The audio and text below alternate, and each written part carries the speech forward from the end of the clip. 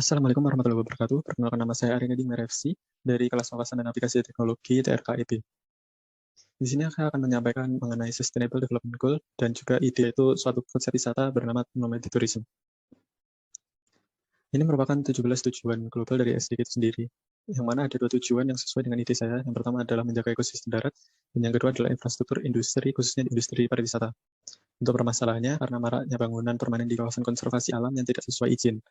Lalu yang kedua adalah solusinya, yaitu suatu konsep liburan minim merusak alam yang disebut nomadic tourism, yang mana itu merupakan suatu konsep wisata yang wisatawan dapat menetap dalam kurun waktu tertentu di suatu destinasi wisata dengan amenitas yang mudah dipindahkan, seperti contohnya camper van maupun konsep glamping.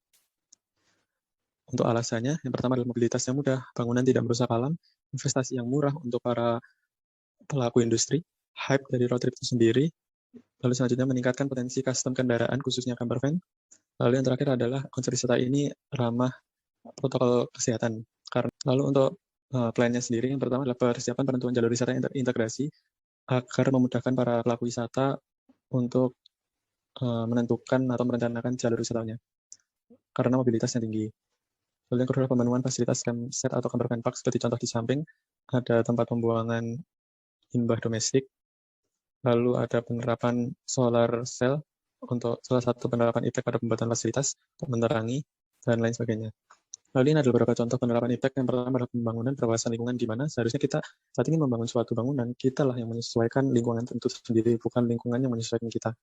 Lalu yang selanjutnya adalah pengolahan air kotor atau sewage treatment water, yang mana pada prosesnya ada beberapa treatment yang dilakukan agar limbah domestik itu sendiri yang berupa air cucian yang mengandung deterjen yang dapat merusak lingkungan itu dapat diolah dengan hasil air bersih yang sesuai dengan mutu tanah.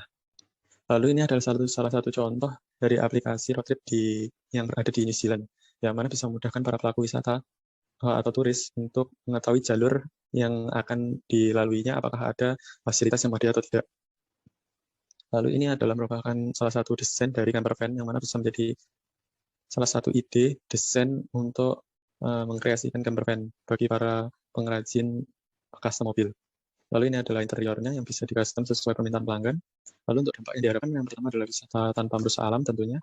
Lalu yang kedua adalah kenaikan potensi pariwisata yang merata, karena dengan mobilitas yang tinggi menggunakan camper van dan lain-lain, maka wisata di tempat yang jauh itu bukan menjadi salah satu nilai minus. Dan selanjutnya adalah wisata yang ideal saat pandemi karena minimnya interaksi antara banyak manusia. Lalu yang selanjutnya adalah pembangunan berkelanjutan yang berwawasan lingkungan, yang mana pembangunan ini sesuai dengan tujuan dari Sustainable Development Goals.